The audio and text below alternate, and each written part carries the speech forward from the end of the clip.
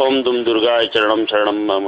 मैं स्वामी शिशु विद्यानंद सरस्वती तिवारी महाराज कारंगदत्त पिंडदान एवं हमारे पूर्वजों की जो परंपराएं है उसके अंतर्गत आने वाला पितृपक्ष के बारे में एक वैज्ञानिक विवेचन करता हूँ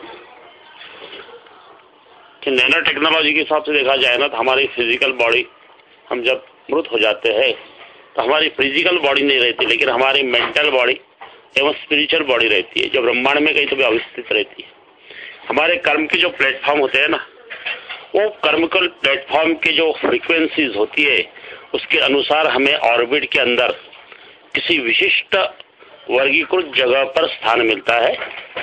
जैसे एक स्थान है पितृलोक। ये कहाँ है?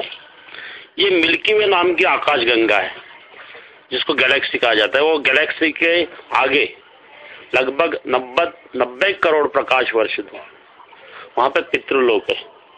तो उसके अंदर कैसे होता है कि ये पितृलोक जो पितृ पक्ष के अंदर, इनको तो फिजिकल तो बॉडी होती नहीं, सूक्ष्म शरीर होता है, तो बड़ी स्पीड के साथ में प्रकाश से भी तेज गति से, उनकी जो गति होती है ना, प्रकाश से भी तेज गति, जैसे मन की गति होती है, मन की गति सबसे तेज है, तो उस गति से वो पृथ्वी पे आ जाते हैं। और जहां जहां उनके डीएनए होते हैं, डिऑक्सी न्यूक्लिक एसिड, जहां जहां वो गोत्र होता है, गात्र इति गोत्र, गात्र यानी शरीर, गात्र के अंतर्गत डीएनए होते हैं, आरएनए होते हैं, उसके अंतर्गत वो पितृ लोग, वो पितृ देवता, वो अब अपना पासवर्ड ढूंढते हैं वहां पर। उनका पासवर्ड, जैसे अब कोई अमुक है, जैसे किसी का कुछ सरनेम है, कोई विशिष्ट सरनेम है, जैसे कोई तिवारी है तो उसका गोत्र है, कोई अग्निहोत्री है उसका गोत्र है, गोत्र गात्र, उसका एक पासवर्ड होता है, वो ढूंढते वापस आते हैं। और उनके पिक्चर हम यहाँ पर जो कुछ भी करते हैं, तर्पण यानी हाथ में जल लेना, जल में क्या होता है, हाइड्रोजन ऑक्सीजन, वो उसका बहुत बड़ा संबंध है ऑर्बिट से, क्योंकि वो गैस है, जल यानी गैस है, उसको हम हाथ में लेके तर्पण करते हैं अंगूठे के पोर के द्वारा, ओम तर्पयामि स्वधा करके। तो क्या होता है, तर्पित जल है वो पार्टिकल बनकर, वो गैस बनकर ऑर्बिट में उस स्थान तक पहुंच जाता है, क्योंकि उसमें होता है पासवर्ड, उसमें होता है वो ऐसी अकाउंट है, वो एक ऐसा प्रकार का है जैसे किसी बैंक में हम खाता खोलते हैं ना, तो उसमें हमारा एक अकाउंट होता है, एक नंबर होता है, उसी नंबर में जाता है, वो दूसरे नंबर में नहीं जाएगा। वो जाएगा क्या? नहीं जाएगा।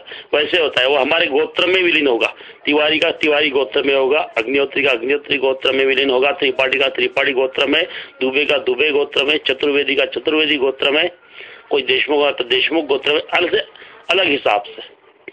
तो इस हिसाब से तो हम उनके लिए जो कुछ भी देते हैं ना, वो सूक्ष्म रूप से उनको मिलता है, सूक्ष्म रूप से मिलता है। जैसे किसी चीज को आप कन्वर्ट करते हो किसी चीज में, जैसे अगरबत्ती जलाते हो तो वो राख में कन्वर्ट होती है, राख परमाणु में बदल जाते हैं, परमाणु खाद में जाते हैं, खाद से वनस्पति बनती है, वनस्पति को बकरी खाती है, बकरी को इंसान खाता है, और वापस वो पुनर्जन्म आता है। ऐसे भी होता है कि खाद का रूपांतरण फिर उसके बाद में वनस्पति में होता है, वनस्पति में गेहूं की बालियां लगती है, वो गेहूं की बालियां का आटा पीस के हमारे शरीर में जाता है और जेनेटिक रूप से वापस संसार में आता है। यह साइकिल है, पूर्वजन्म का यही सिद्धांत है, पूर्वजन्म का यही है, रीबर्थ का। और ऐसे ये पूर्वज जो होते हैं ना, ये हमसे अपेक्षा करते हैं कि हम उनको ये देंगे वो देंगे वो देंगे, हम सोचते हैं, हम हमारा बुद्धिवाद लगाते हैं, अरे हम यहाँ देंगे उनको कहाँ मिलेगा, लेकिन ऐसा नहीं है।